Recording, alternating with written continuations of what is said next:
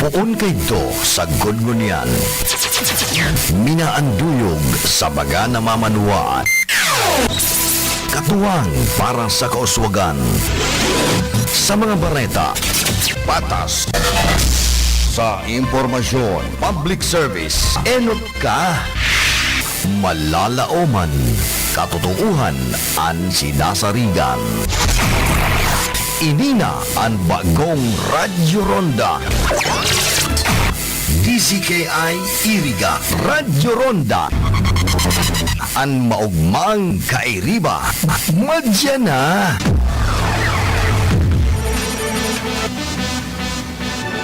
RPN Radio Philippines Network Radyo Ronda DCKI Iriga Member Kapisanan ng mga broadcaster ng Pilipinas.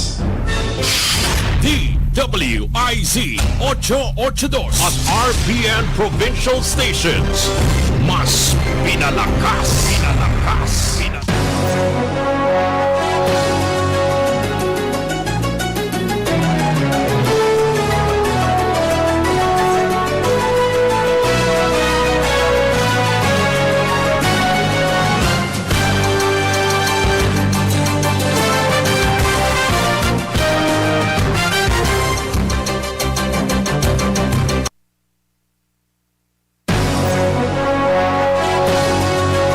Action Plan ng Ormoc LGU, pinuri ni PBBM. Ang buong detalye niya ni Atidi Patrol 13, Gilbert Perdes. Pinuri ni Pangulong Ferdinand Marcos Jr. ang Local Climate Change Action Plan 2016 to 2025 ng lokal na pamahalaan ng Ormoc City. Sa kanyang talumpati sa pagdiriwang ng 75th Ormoc City Diamond Charter Day, binanggit ng Presidente na makatutulong ang programa ng LGU sa pagpapatupad ng mandato ng ehekutibo, pagpapaigting ng civic engagement at pagpapatas ng kamalayan ng publiko. Nakapaloob sa action plan ng Ormoc City ang iba't ibang mga programa at estratehiya laban sa pagbabago ng klima. Pinapurihan din ng Pangulong Ormoc City sa pagtataguyod nito ng paggamit ng renewable energy upang maibsan ang mga negatibong epekto ng fossil fuel. Ayon sa punong ehekutibo, kapuri-puri rin ang pag-ipagsaning pwersa ng lokal na pamahalaan sa Commission on Population and Development o POPCOM ukol naman sa implementasyon nito ng Social Protection Program para sa mga batang nanay at kanilang mga anak. Patrol 13, Gilbert Perdes ng gulat para sa bilang may todong lakas, DWIZ. At higit 163 na pamilya nasa evacuation center pa rin sa Region 2. Ang buong detalye niya ni Atidi Patrol 11, Tina Nolasco. Nananatili pa rin nga sa 12 evacuation centers ang 163 pamilya na sinalanta ng bagyong Neneng sa Region 2 ayon sa National Disaster Risk Reduction and Management Council o NDRRMC. Ito'y dahil may ilang mga lugar pa rin ang baha kahit tuluyan ng nakalabas sa Philippine Area of Responsibility ang bagyong Neneng. Habang sa kabuuan, sumumpa na sa 181,185 ang mga individual o mahigit 51,000 na pamilya ang mga naapektuhan ng bagyo mula sa Region 1, 2 at Cordillera Administrative Region o CAR. Sa kabutihang palad, wala pa rin namang naitatalang nasawi o nawawala, ngunit 2 ang naitalang nasugatan dahil sa bagyo. Paalala ng NDRRMC sa publiko na patuloy na mag-ingat sa panibagong bagyong Obet. Ito si Patrol 11, Tina Nolasco nag-uulat para sa impiyang may todong lakas, DWIZ. At para sa karagdagang impormasyon at mas marami pang mga balita, bisitahin kami sa aming website www.dwiz882am.com at sundan ang aming Twitter account at Facebook page DWIZ882. Ako po si Rashid Loksin. DWIZ Balita ngayon.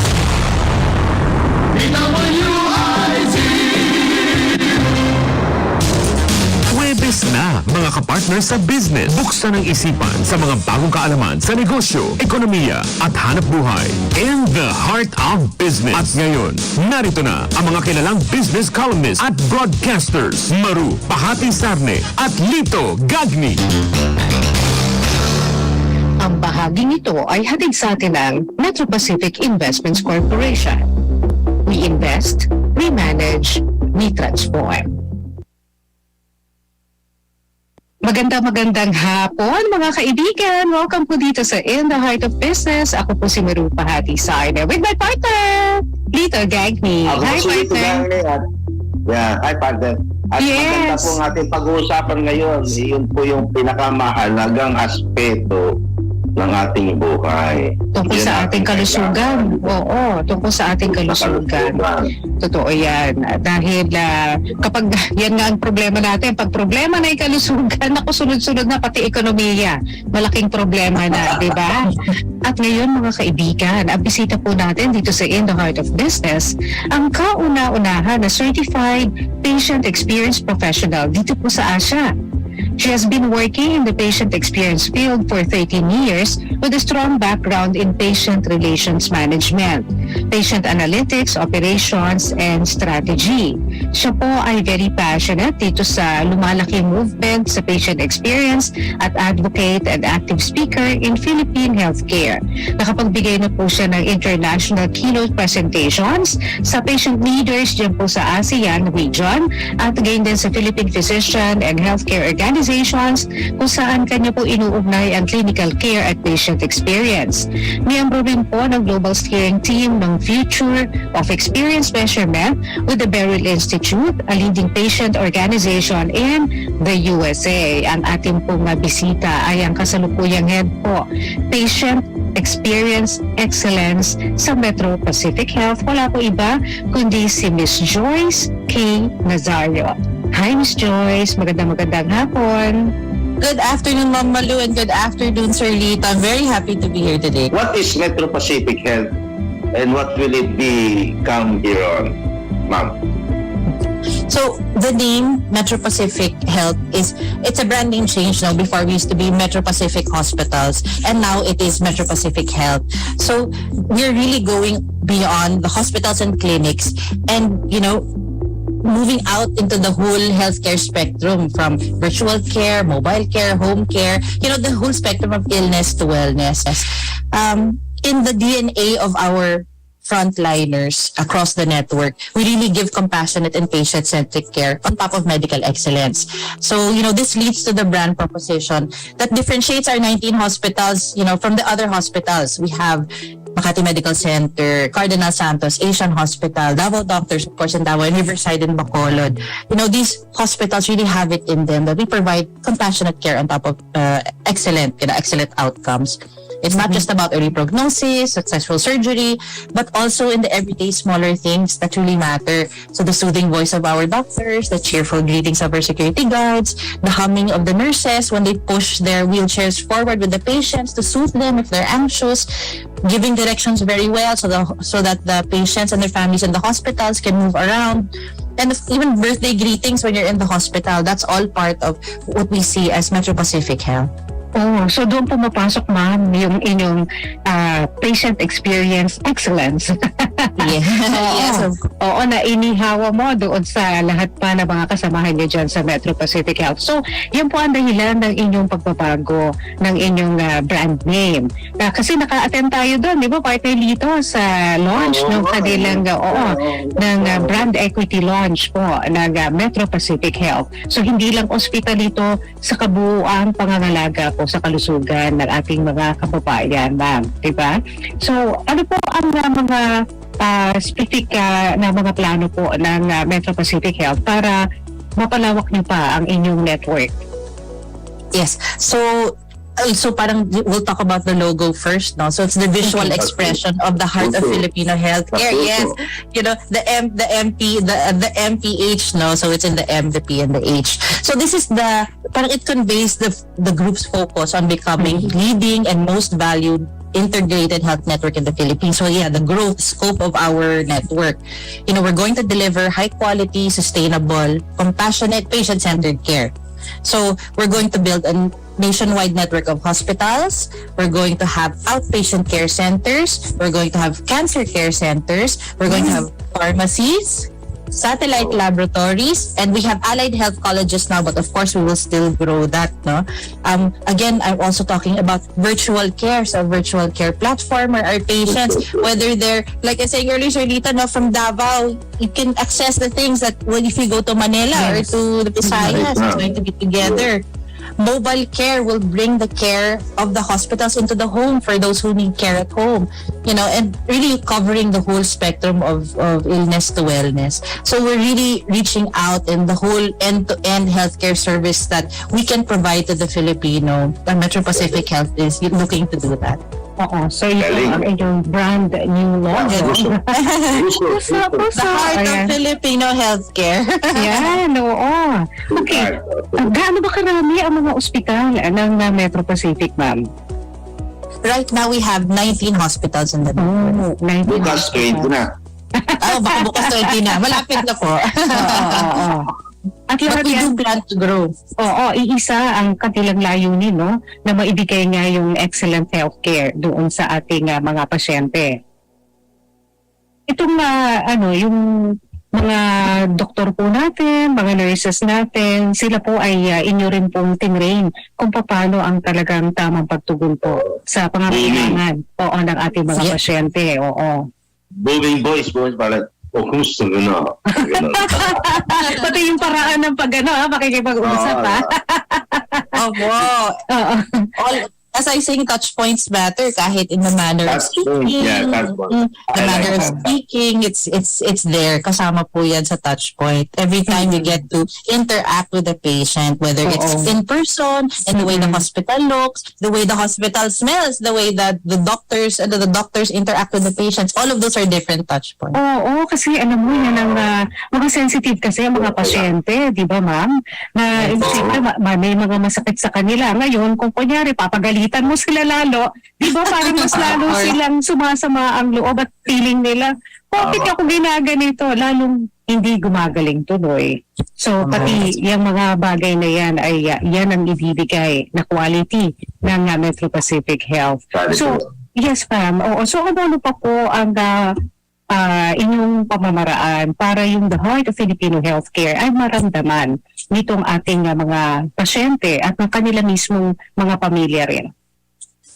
Well, doon talaga po pumapasok yung patient experience, no? And one of the campaigns that we're really doing right now is called the I'm Here campaign. So it's something we say to our patients pagdating po na sa hospital. My name is Royce Nazario. I'm here to take care of you. It's a commitment kasi when you say it out loud, it's a commitment. Pag sinabi niyo po, kailangan pong gawin, di ba? So pag sinabi po ng bawat kasamahan natin po sa ospital na I'm here to take care of you, aalagaan ko po kayo, kailangan po maalagaan niyo po mabuti yung mga pasyente at kanilang mga pamilya. So that's one. Tapos po, across the network po, there are a lot of digitalization plans. So like as I talked about the virtual care platform where patients can access their medical records, book appointments, just be in touch, schedule their different face-to-face and virtual appointments as well. The same thing also for patient experience. There are projects coming up in terms of digitalization. Like we're going to make sure that we're able to get what we call the voice of the patient, no? The voice of the patient through our digital means. Our different patient feedback tools. Meron pong ganyan. We also have. Yes, opo. Tapos we make sure, because of course we belong to a network that we want to do things evidence-based. Nasa medical field po tayo. We make sure that, the different tools we're using are very good. So we're going to use a lot of digital tools as well. Ganda na yung programa. Partner, alam mo, I think in a sense, yung Metro Pacific Health, naka-benchmark sila doon sa top ng hotel activities ganyan. Di ba? Siyempre sa hotel, di ba? Parang hospital pero parang hotel ang feeling. Oo. Parang hotel ang feeling. Maganda. Yung hello, gano'n, di ba? Oo. At saka pati yung quality ng mga kwarto, di ba? Na mabango, malinis, at saka parang ang hotel, hindi ospital. At saka siguro yung nagpo-provide din ba kayo ng entertainment dun sa inyong mga pasyente? Pwede, kung may gusto, di ba? At saka yung mga family. So, Of course, we're going to make sure na, even in the room, there are possibilities for entertainment. Alam naman po natin that other hospitals already have the available smart TVs, and we're making sure that the environment in each hospital is good. Many of our hospitals already have what we call, the seasonal or the seasonal activities that we do, Christmas and Valentine's Day and Mother's Day. You really take account in all the holidays and occasions. So that's something that you see even right now. And of course, we're going to enhance that as well, to ensure we really prioritize what the patients want the most and need the most. I think that's the most important. Oo. Oo, pati yung provision ng mga pwede nilang puntahang restaurants, di ba? Nandoon din doon sa inyong mga ospital. Kasi palaki rin yan. Factor para doon sa mga... Makatipid, magaganda yung mga restaurants nila.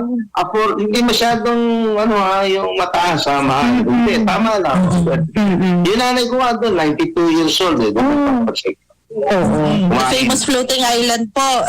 The famous floating island ng Makati Medical Center. Nandun. So talagang siniguro nyo na lahat ng aspeto ng serbisyo mayroon para sa mga pasyente at saka sa kanilang pamilya na nagbabantay sa kanila. Ngayon, sa panahon po ng COVID-19, paano nyo po ina-address yung sitwasyon ng yung bukod po dun sa privacy, yung pangangalaga para masiguro na hindi kakalat po ang sakit? So of course, because in all of our hospitals, safety is always a priority. In any healthcare institution, safety has to be number one, and all of our hospitals are the same. So we have always the proper checks before our patients come in. We have the different HEPA filters. You see them all around. It's important that in every aspect of their movement through the hospital, all the different international safety standards are followed, whether it's the cleaning, whether it's the social distancing. Again, the PPE is always present, the way we screen our patients and their companions when they come in. We really give the highest level. And again, we have a lot of accreditations, international accreditations, and all of those international accreditations are followed. We have Joint Commission International Accreditation Canada. So that we know that all of these standards to keep our patients safe in the time of COVID, but also any other time of the year, we follow those standards. Ano pa po mga innovations ang inyong ginagawa dyan sa Metro Pacific Health? Well, I think for me, really, the most important part would really be digitally transforming the healthcare landscape. We're exploring remote patient monitoring. We have electronic health records, hospital at home system. Yes, electronic health records across the system. So across the 19 hospitals, plus the other outpatient care centers, hospital at home programs, and these will really revolutionize patient care in the country. It's really bringing healthcare to where you are. Healthcare to where the patients are. And again, I'll talk again about the new virtual care platform. This will really upgrade our hospital information systems. And it's what you call the integrated digital access point, all in one. You all meet in one place, and you're capable to search for and schedule appointments. You virtually triage yourself. You go to the right site. So from where you are, it's easy to find the hospital you need to go to kung saan malapit po sa inyo. And access medical records wherever you are across the network. Yung mga pasyente, mas madali nyo mapupuntahan, di ba? Kahit nasa kanilang mga bahay sila because of this digitalization. So napafollow up nyo rin kung ano ang nangyayari doon sa inyong mga pasyente. Opo, ma'am. That after hospital visit, the post-discharge care is very much an important part of, especially patient experience. Now, that's one of the things that we really focus on, because the care doesn't end in the hospital. It's really, again, across the whole continuum of healthcare, from the time they're aware of the need for healthcare until the time that they are well again and coming back to the hospital just to make sure that they're well, to upkeep the wellness, not necessarily treating a disease, but making sure that they continue to stay well. That's also part of our, our vision. Ako, partner, meron na akong app na MWell. Yes. So, yan pa, hindi ko alam paano magkabigay. Basta nakapasok ako. Hindi ko alam. Oo. So, kasi yung I mean that's really the virtual care platform as well, it's about the virtual care in one and easy app on your telephone or on your tablet, even on your computer. It's all the same, easy digital access to your healthcare. Alam mo, partner, there is something that I noticed with the entry of the Metro Pacific Group to Metro Pacific Health. When they entered the Philippines, they started as Metro Drug. I was then the editor ng 90s sa Chronicle. And we were able to sit for dinner with MVP. At that time, parang merong chairman's club ato, president's club. Kung hindi ka presidente, hindi ka pwede doon. Parang ganun. Yan lang kami. We were, treated by MVP. Tapos Metro Drug, and then afterwards, Metro Drug, medyo nagbago. Nagbago sila ng business. Then they are now back to Metro Pacific. Ang ganda. What can you say about this, Ma'am Joyce? Well, the return, yes, the return, it was very timely. Though, because our president, Sir Audrey Palisok, was telling us in the history of Metro Pacific Health, is that they really started when Makati Medical Center got to talk to them about helping them out in terms of the business operations. That's where it really started, and then the passion again to be back in healthcare. That's where it grew, and from one hospital in 2007, oh my gosh, it expanded so quickly to what we have now is 19 hospitals. And, just a number. At hindi lang sa Metro Manila, no? Pati sa mga probinsya. Yeah? Yes. We have 4 hospitals in Mindanao and 2 hospitals in Visayas as well. Tama. At saka nakakagulat doon, partner. Ang Makati Med, bali 750 million yung kanilang utang na pinikap ni MVP. And then napaganda nila. Because at that time, parang hindi naman pala magandang business proposition ng hospitals. Mas maganda yung ginawa niya. Siguro dyan nga dahil may patient care, may mga initiatives na ginawa kayo para mapaganda ang negosyo. At saka yung quality na social pero affordable, diba? Yun yung puso. kasi may puso kasi. May puso kasi. Of course, Metro Pacific. Well, I would say that Makati Med and all of our other hospitals as well. No, we already have the medical excellence. We have that Makati Medical Center again, Cardinal, Asian Hospital, Davao Doctors Riverside. We have that medical excellence.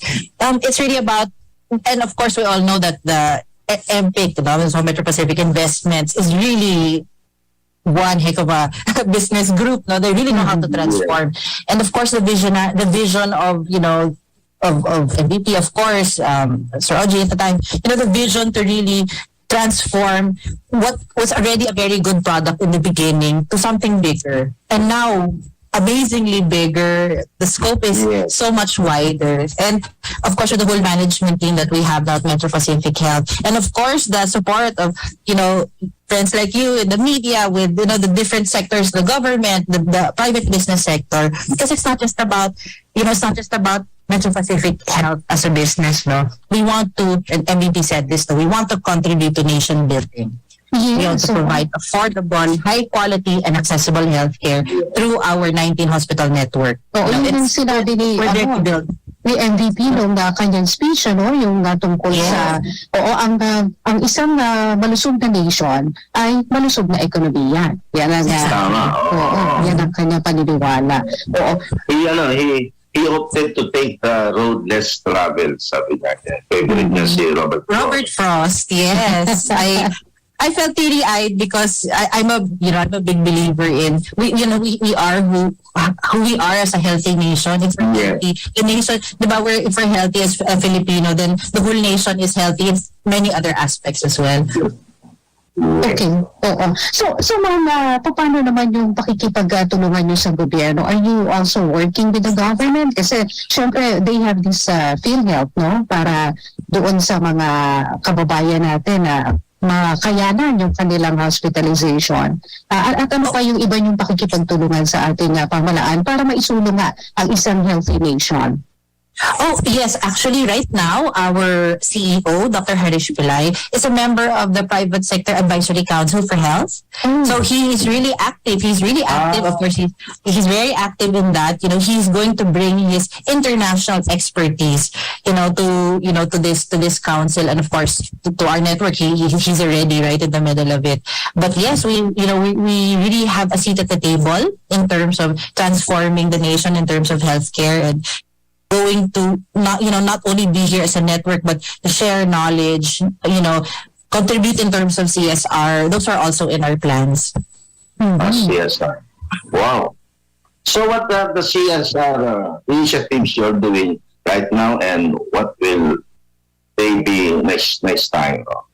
Right now, we're building the CSR program, but as you know, even before, during the pandemic, there are a lot of activities that the Metro Pacific hospitals already contributed in, from the vaccinations, from disaster relief. We're just going to make it wider and more efficient because of the network, the way we're doing it as a network. No, there's so many things that we can contribute to.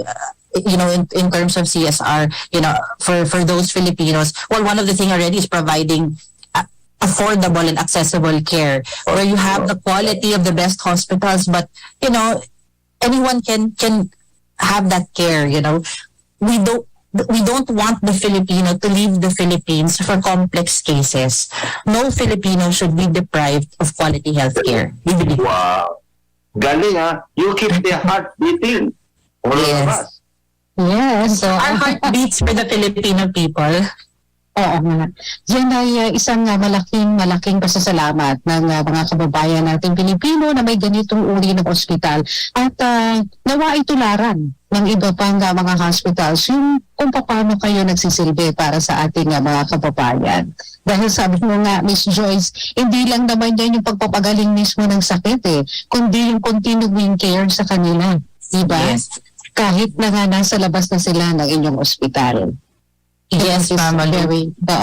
That is very great po. So, bilang panghuli, ma'am, ano po ang inyong masasabi pa at may dadagdag dito po sa ating talakayan ngayon?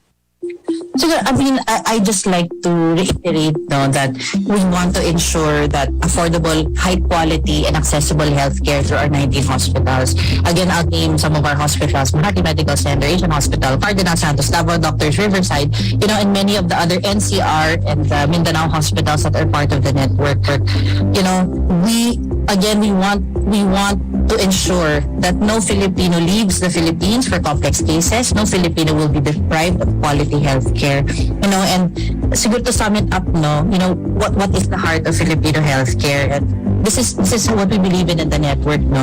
Kindness is where we start. Filipino service that comes from the heart. While our standards are global, our touch stays personal. So we are Metro Pacific Health, the heart of Filipino healthcare. Galing. Bravo. The heart of Filipino healthcare. At ang focus talaga ay ang mga pasyente. Yan, okay. Tumakalo ang puso ko, lumukso. Oo nga para tulong. About it, my gosh.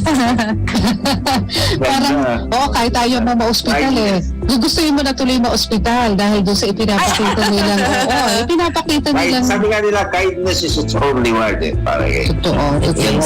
Ang galing Executive check-up lang po. Yun lang yung reason. Sana pumunta kayo. Magpapa-check up lang tayo. Hindi tayo. Pupunta ako dyan, Ma'am Joyce, Pupunta ako dyan. Unannounced, pwede?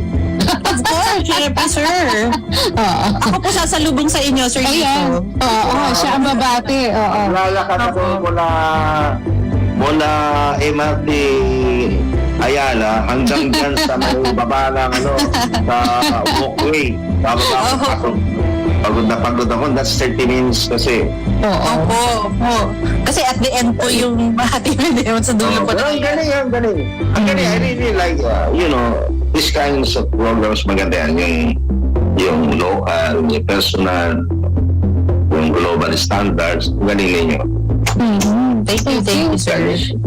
Anyway, Miss Joyce, maraming salamat at kami ay nabigyan ng panibagong pag-asa na kapag na-ospital ka, hindi kailangan matakot ka. Kasi alam mo, maliligtas ang iyong buhay, maaalagaan ka pa, di ba? Salamat. Masaya ka pang nandun. Kasi, kaya nga, para pa nag-staycation. Di ba? Meron magandang boses na kumusta na? Sabi, look. Our patients deserve it po. Yes. Patient Experience Excellence Head, the Metro Pacific Health, si Miss Joyce K. Nazario. Miss Joyce, maraming salamat. Thank you so much. Thank you, Ma'am Malu. Thank you, Sir Lito. At salamat din sa lahat ng ating mga kasamahan dyan sa Metro Pacific Investments Corporation. Siyempre, kasama natin sina Maven Panganiba, Magic Bautista, si Miss Melody Del Rosario. Maraming salamat din po. Okay, thank you so much. Bye! Ang bahaging ito ay hatid sa atin ng Metro Pacific Investments Corporation. We invest, we manage, we transform. The Heart of Business. Patuloy na naglilingkod sa bayan.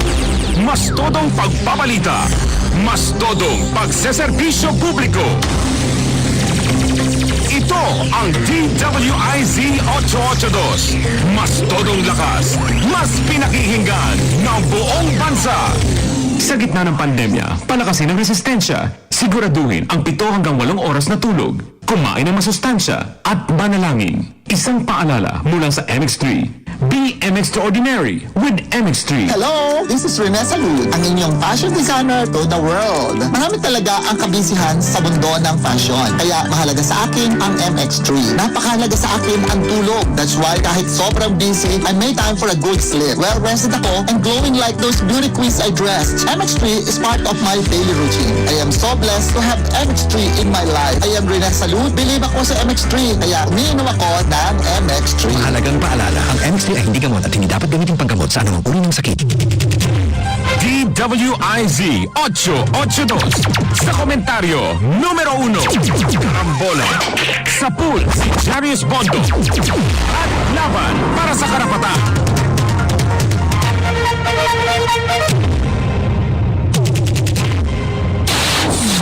DWIZ Balita. Ngayon! Caritas Philippines nagbabala sa umunoy laganap na kahirapan. Ang detalye ng balitang yan, ihatid ni Patrol 5 Ayayo Pangko. Umapilang Caritas Philippines sa pamahalaan at tugunan ang lumalalang suliranin sa ekonomiya ng bansa ay gitna sa pagkain. Ayon kay Kidapawan Bishop Jose Colin Bagaforo, National Director ng Caritas Philippines, na epekto ito ng pandemya at digmaan sa pagitan ng Russia at Ukraine. At ang patuloy na pagtaas ng bilang ng mahihirap, presyo ng mga bilihin at mga nagugutom. Iginit din ni Bishop Bagaporo na dapat ding bigyan ng pagkakataon ng bawat mamayan na magkaroon ng sapat na supply ng pagkain lalo na sa mga kanayunan. Tiniyak naman ni Father Tony Labiao, Caritas Philippines Executive Secretary, ang pakikipagtulungan sa Department of Agriculture upang mapatibay ang produksyon ng pagkain sa bawat dioceses upang makatulong sa mga nangangailangan. Nagpapatuloy din ang Holistic Family Feeding Program ng social arm ng Catholic Bishops Conference of the Philippines na pinapakain at tinuturuan ng mga livelihood programs ang 300 pamilya sa 6 na magkakaibang dioceses. Batay sa datos ng social weather stations, aabot sa 2.9 families ang nakakaranas ng kagutuman noong second quarter ng taong 2022. Habang inasahan naman ng World Bank na aabot sa 17.1% ang kabuang poverty rate na naitala sa Pilipinas ngayong taon. Sa kasalukuyan, hindi pa rin nare-resolba ng Pangulong Ferdinand Marcos Jr. bilang kalihim ng Department of Agriculture ang mataas na presyo ng bigas, sibuyas, mga gulay at laganap na smuggling ng mga agricultural products. Ito yung Patrol number 5. Ayaw pa ang katukulat. Siyempre naman ito ng lakas. DWIZ. Samantala, mababang booster uptake ng Ormoc, pinuna ni Pangulong Marcos. Ang detalye ng balitang yan, ihatid ni Patrol 13 Gilbert Perdes. Sinita ni Pangulong Ferdinand Marcos Jr. ang mababang COVID-19 booster vaccine uptake rate sa lungsod ng Ormoc. Sa kanyang talumpati sa pagdiriwang ng 75th Ormoc City Diamond Charter Day, binigyan din ng Pangulo na 33% lamang ang booster uptake ng mga Ormocanons. Mahalagaan niyang mayakyat ito sa 50% upang makamit ang tinatawag na wall of immunity. dahil hindi na mandatory ang pagsusuot ng face mask. Pinag-iingat din ng Pangulong Marcos sa mga residente laban sa impeksyon. Kasabay nito muli ring hinikayat ng punong ehekutibo ang publiko na magpa-booster shot at suportahan ang Pinas Lakas Vaccination Campaign ng pamahalaan kontra COVID-19. Patrol 13, Gilbert Perez ng ulat para sa impilang may todong lakas, DWIZ. At para sa karagdagang impormasyon at mas marami pang mga balita, bisitahin kami sa aming website www.dwiz882am.com at sundan na aming Twitter account at Facebook page DWIZ882. Ako po si Abby Merenday. DWIZ Balita ngayon!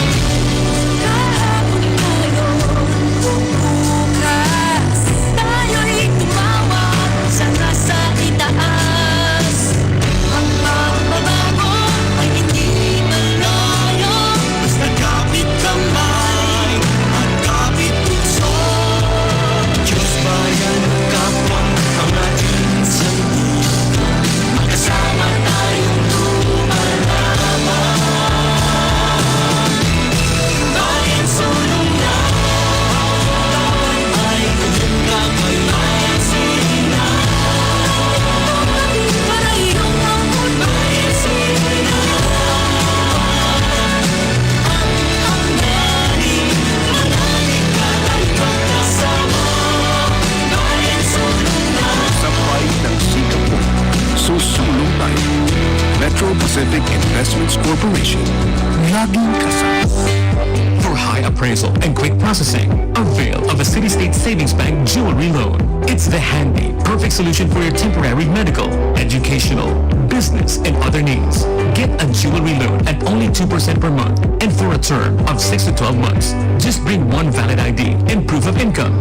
Your precious jewelry would be insured and there are no hidden charges involved. You've saved for and invested in jewelry for such a time as this. Let City State Savings Bank lend you some of the cash it's worth for when you need it the most. Inquire now at your nearest City State Savings Bank branch or call 8470-3333 or visit us at our Facebook page. Sabado, alas 6 hanggang alas 7 ng gabi. Abangan dito sa DWIZ ang isang malayang talakayan tungkol sa negosyo, trabaho, mga benepisyo ng makabagong teknolohiya. Sa programa, Mag-usap Tayo. Kasama sila Monchet at Chris Laranyo. Laging abangan tuwing Sabado dito sa DWIZ 882. Makisali sa mainit na talakayan sa Karambola. Live na napapanood ang Karambola via DWIZ 882 Facebook page. Maaari ninyong ipadala ang inyong mga komento, opinion sa aming mga text line o tumawag sa aming hotline 470-1750-54. Karambola Nationwide. Narito na ang Filipino Mirror, ang unang tabloid sa negosyo. Nagtatampo ng mga eksklusibong balita at impormasyon ng pagtatagumpay sa negosyo. Ang tabloid na nagbibigay ng gabay at inspirasyon sa pag-unlad at pag-asenso. Filipino Mirror, naglalaman ng mga nagbabagang balita, napapanahong issue, may init na opinyon at komentaryo. Filipino Mirror, ang unang tabloid sa negosyo. Pinarangalan ng Gawat Tanglaw bilang natatanging pahayagan sa 3 magkakasunod na taon at marami pang pagkilala. Kaya bumili na at magbasa ng Filipino Mirror ng umasenso sa pagnenegosyo. DWIZ! The heart of business.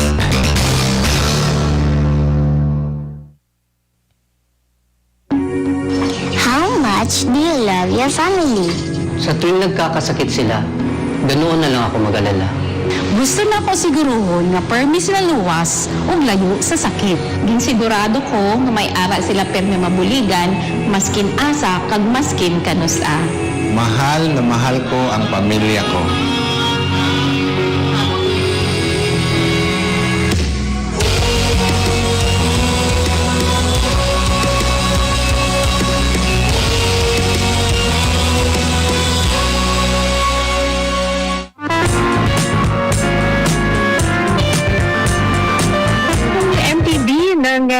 Metro Pacific Health, no?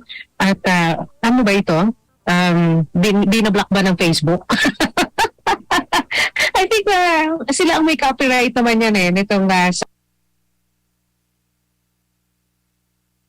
song na ito, and they asked us to air it on the DWIZ. I don't know if Facebook is blocking us, pero mga kaibigan, yun po yung MTV po mismo ng Metro Pacific Health, kasi nag-rebrand po sila, nagkaroon ng brand equity launching last Wednesday, no?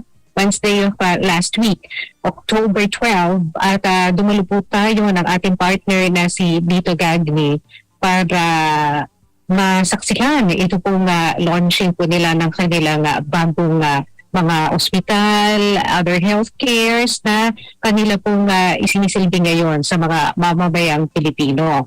Ngayon, doon po sa ating interview, no, kay Miss Joyce Nazario, tinanong din po natin yung tungkol po dito sa yung mga ospital po nila, kung ano po yung mga services na ibinibigay. Ang sabi nga nila, quality healthcare talaga na hanggang sa bahay nyo na ay susundan pa nila yun at ipa-follow up kung meron po kayong problema sa inyong kalusugan. Hindi ibig sabihin na porke na-discharge na kayo sa ospital niya, wala na, kakalimutan na nila kayo. Hindi, may patuloy daw na follow up. At ang maganda nun, may record na kayo sa kanila na kahit saan mang kayong lugar sa Pilipinas napunta at doon sa ospital nila kayo na napasok, ay pwede pong i-pull out yung mga records nyo kasi digital na po ang kanilang record keeping. So, ibig sabihin, by the touch of the computer, malalaman nila kung ano ba ang nangyari sa inyo dun sa kabilang ospital nila at bakit kayo na ospital ngayon uli. Makikita rin nila kung may mga allergies kayo or whatever. Hindi na kayo kailangan i-test pa dahil meron na po kayong file doon sa iba nilang ospital. So, yun ang maganda po dito sa kanilang digitalization. Sana mangyari rin yan, no, sa lahat ng mga ospital din ng gobyerno. Gayahin din sila. At saka iba pang mga ospital, sana nga magkaroon ng interconnection para ipupull out na lamang through computer ang inyong pong mga file. Or probably PhilHealth can do that, no? Na sila na ang may file po ng inyong health details. Okay? Anyway, sige, i-play natin muna. Ito po yung MTV ng Metro Pacific Health na nilikha mismo ng isa pong opisyal ng Metro Pacific Investments Corporation. Pakinggan po natin panoorin. How much do you love your family? Sa tuwing nagkakasakit sila, ganoon na lang ako mag-alala. Gusto na ko siguruhon nga permis na luwas o layo sa sakit. Ginsigurado ko nga may ara sila permi mabuligan, maskin asa kag maskin kanusa. Mahal na mahal ko ang pamilya ko.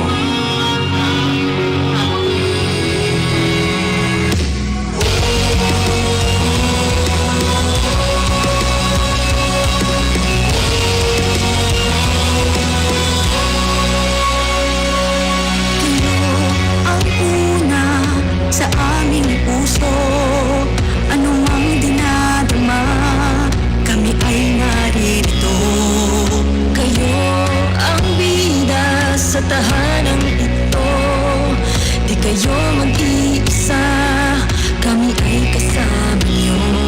Kaya huwag nang mangamba, sa kirot na rin na mabigat o kinakaya, alay ay pangangalaga. Sama-sama nating amutin, sama-sama nating buuin, liksi at tatag,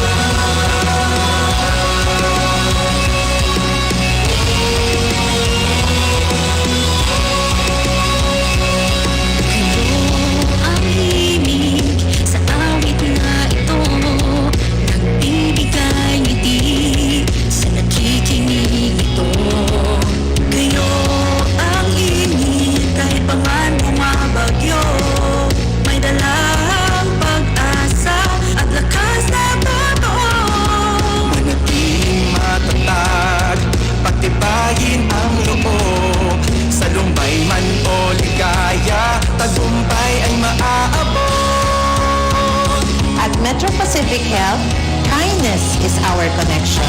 We care with compassion. We cure with expertise. Sama-sama nating abutin. Sama-sama nating muli. Iksi at tatat, tibay at lakas. Harapin natin ang malusog na bukas. Sama-sama tayong lumabay. Patungo sa masilang maulan ng buhay. Ilaw sa kanilan, takbay sa kalusugan, sa Metro Pacific Health. Kasabay na magkakitaan ng pag-ibig na di magbabago, at alaga ng pusong Pilipino. Pilipino. Sama-sama nating abutin. Sama-sama nating muli. Iksi at tapat, tibay at lakas. Harapin natin ang malusog na bukas. Sama-sama tayong lumabas. Patungo sa masilang maulan ng buhay. Ilaw sa kanilan, takbay sa kalusugan, sa Metro Pacific Health. Magpapalagpas sa Metro Pacific Health. Kasabay na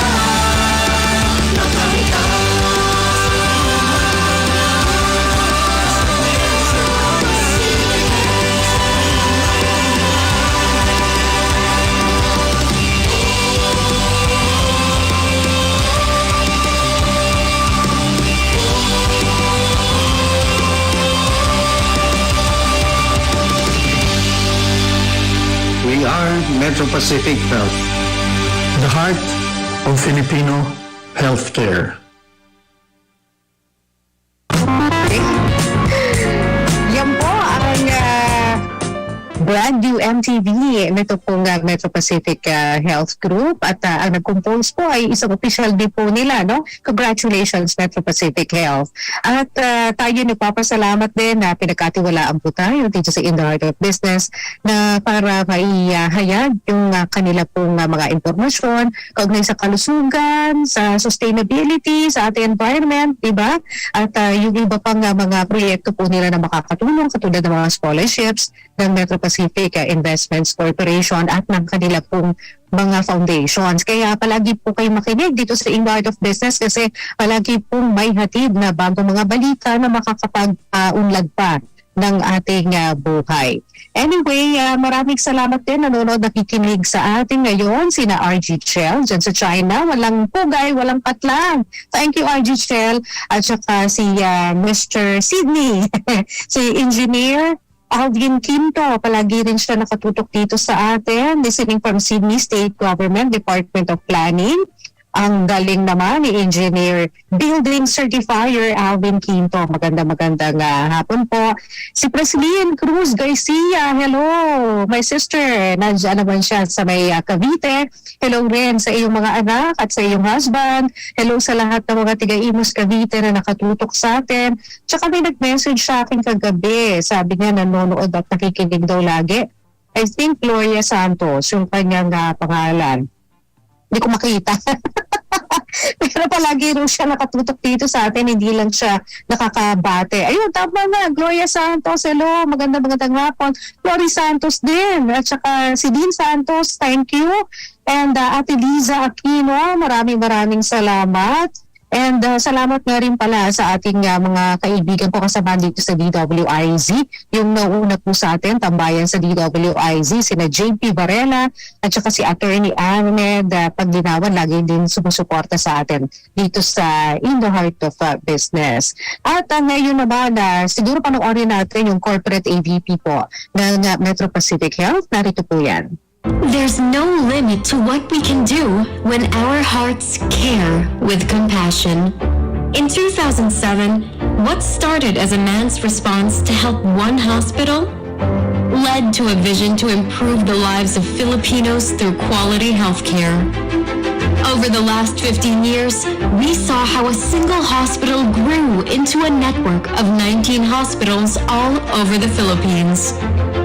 Makati Medical Center, Davao Doctors Hospital, Cardinal Santos Medical Center, Riverside Medical Center, Our Lady of Lourdes Hospital, Asian Hospital and Medical Center, De Los Santos Medical Center, Central Luzon Doctors Hospital, West Metro Medical Center, Manila Doctors Hospital, Sacred Heart Hospital of Malolos, Marikina Valley Medical Center, Dr. Jesus C. Delgado Memorial Hospital, St. Elizabeth Hospital, Manuel J. Santos Hospital, Los Baños Doctors Hospital and Medical Center, Ramiro Community Hospital, Calamba Medical Center, Commonwealth Hospital and Medical Center, delivering an array of healthcare services through outpatient care centers, cancer care centers, allied health colleges, pharmacies, and a centralized laboratory. Metro Pacific Hospital Holdings Incorporated is now the first and largest private hospital group in the Philippines. Supported by Metro Pacific Investments Corporation, we have improved infrastructure, procured state-of-the-art medical equipment, offered more affordable healthcare options, built strong partnerships with both the government and the private sector, and expanded our services. All of these are founded on a solid alliance between seasoned management professionals and the best doctors, nurses, and staff in the country. In renewing our commitment to medical excellence and compassionate patient care, Metro Pacific Hospitals has transformed into Metro Pacific Health, the leading and most valued integrated healthcare network in the Philippines. We will invest in new technologies in both medical science and data. Digital transformation will improve the quality and efficiency of care and also facilitate patients' access to it. Imagine a single patient ID for every patient in the interconnected network nationwide, armed with a safe and secure access to one's electronic medical records anytime, anywhere. We shall link up all aspects of healthcare, from treatment to wellness, from the most complex medical equipment to everyday gadgets, from hospital care to mobile care and home care, or wherever you may be. And when disasters and calamities happen, we'll be the first to provide medical aid. As our network expands, we will never lose sight of our most important focus, our patient, keeping them safe and treating them well. Together, we will build a healthier Philippines, one patient at a time.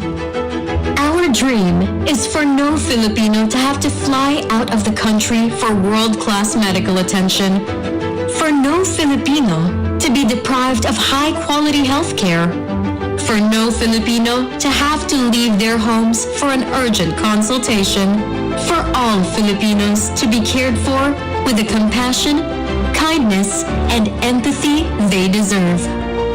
Our vision is to become the leading and most valued integrated healthcare network in the Philippines and one of Asia's most innovative and trusted healthcare providers. With 19 hospitals, 3,829 beds, 22 outpatient care centers, 9,535 doctors, and 16,566 nurses and staff caring for 3.8 million patients. We will provide compassionate and high-quality patient-centric care, unparalleled Filipino service that comes from the heart. Because while our standards are global, our touch stays personal. We are Metro Pacific Health, the heart of Filipino healthcare. Yan, okay. O, diba? Ang ganda. Sabi nga ni Domingo Pando, ang ganda dyan sa Asian Hospital. One time na ospital ang pinsan ko dyan. Ako nagbabantay. 1 week kami nagstay. Parang ayaw ko na umuwi ng bahay. Para kang nasa hotel. Minsan ako yung pumapalit sa higaan ng pasyente. Ang lambot daw ng kama. Sana ganyan din ang mga government hospitals natin, hindi po ba? Yung magkaroon ng quality healthcare din sa mga pasyente, kaya naman yan eh. Basta lang lagay sa tama ang mga pondo, di ba? Kayang-kaya naman po yan. Pero ito, kasi nga si MVP, talagang nilalagay niya sa tama yung pondo nila, no? Kaya talagang binubuhos niya sa kung saan magiging komportable at masaya ang kanila pong mga pasyente. Kung makikita po natin, lahat ng binili niyang ospital ay nag-transform talaga, nag-develop into something na mas maayos, mas maganda, at saka mas quality rin po ang kanilang healthcare. So congratulations, Mr. Manny Pangilinan, sa kabuuan po ng Metro Pacific Health, kay Miss Iskra, Jessica, and of course si Miss Joyce Nazario, maraming salamat. And sa lahat po ng bumubuo ng Metro Pacific Investments Corporation, na partner po ng In the Heart of Business. Okay, before we go, meron lang po akong isi-share sa inyo, no? Kahapon, ang piso po natin ay nagsara sa halagang 58 pesos and 95 centavos. Eto, lumalaban talaga yung piso natin, no? Ayaw niya talagang pahila, papunta doon sa 60 pesos. Hanggang 59 lang usually na siya po ay humihinto sa 59. Maraming salamat Bangko Sentral ng Pilipinas kasi ginagawa talaga nila ang lahat ng magagawa nila. At ngayon ang utos po ni Pangulong Ferdinand Marcos at pati rin sa advice ng kanyang mga economic advisors magkakaroon ng higher interest rates para malabanan din po itong tumataas na mga presyo. Kasi yung inflation na nagiging dahilan po ng pagtaas ng presyo po ng mga bilihin at para mapababa po yung inflation, kailangan itaas nila yung borrowing rates o yung interest rates kasi kapag ang mga tao po pinipigil naman nila ang kanilang pera, hindi sila masyadong nagbibili, hindi masyadong umuutang, ay nagiging dahilan po yan para bumaba naman itong mga presyo po ng bilihin natin kasi wala nang bumibili sa kanila eh. So pipilitin ng mga manufacturers sa pababain po ang kanilang mga presyo. So ang borrowing cost po ay inaasahan na mas magiging malaki sa mga susunod na buwan. Kaya kung kayo naman po ay hihiram, kayo po ay mangungutang o kaya kayo po ay bibili ng mga sasakyan o kaya bahay at lupa, gawin nyo na ngayon kasi kapag tumaas po yung interest rates, mahihirapan po kayo sa pagbabayad po niyan. So, ang gawin po natin, kung meron po kayong mga balakin, ngayon nyo na gawin kasi yan na nga ang sinabi ng gobyerno in the coming months para po mapababa ang inflation rate ay ang interest rates po ang kanilang itataas. Ayan. So, sa ngayon, mga kaibigan, hindi naman po problema lang ito ng Pilipinas eh. Problema po ito ng buong mundo na ang taas po ng inflation rate, kahit na anong gawin po ng mga gobyerno na itaas din po yung interest rates para mapababa yung inflation, wala pa rin magawa. Malaking factor po talaga yung giyera pa rin dyan sa Ukraine at Russia at saka itong pagbabanta rin ng North Korea, paputok siya ng paputok ng mga missiles at syempre itong pandemya po na kinakaharap pa rin natin. Hindi pa rin naman tayo tapos dito eh. Akala nyo tapos na. Hindi pa rin po tayo tapos dito sa pandemya ng COVID-19. Patuloy lang siya nanganganak ng mga bagong variants. Although sabi nga nila habang nanganganak siya ng bagong variant ay bumababa naman daw yung kanyang pagiging infectious at saka mas madali mo na siyang mapagaling dahil nga meron na tayong immunity dito, lalo na kung nabakunahan at bukod po dyan ay nakikita naman po nila na ang bawat pag-mutate ay humihina rin naman yung kanyang lakas. Pero sabi nga natin, hindi porke ganun, tayo magwawalang bahala na kailangan pa rin maging mapagbantay tayo kasi katulad nitong bagong variant. Sabihin man natin na hindi siya kasing lakas ng Delta at saka nung una yung original strain na Wuhan, pero ito pong bagong Omicron, XBB and XBC variant, nakakamatay pa rin. Kasi recently, doon po sa pumasok dito sa ating bansa, 5 po ang nasawi mula dyan sa variant na yan. Anyway, 1:59 na po. in the afternoon. Bago po tayo tuluyang magtapos, ano ba ang kalagayan ng ating stock market? Ayun, ito po ay up ng 3.67 points lang, 6,151.98 points. At sa mga shares po, sa mga industriya, ay sa mga sektor, industrial, tsaka holding firms and mining and oil po ang baksak ngayon. At tayo po ay maging mapagbantay dito sa bagyong Obet na po sa ating bansa. Thank you so much sa inyo po pakikinig at panonood ng In the Heart of Business. Ako po si Maru Pahati Sarne with my partner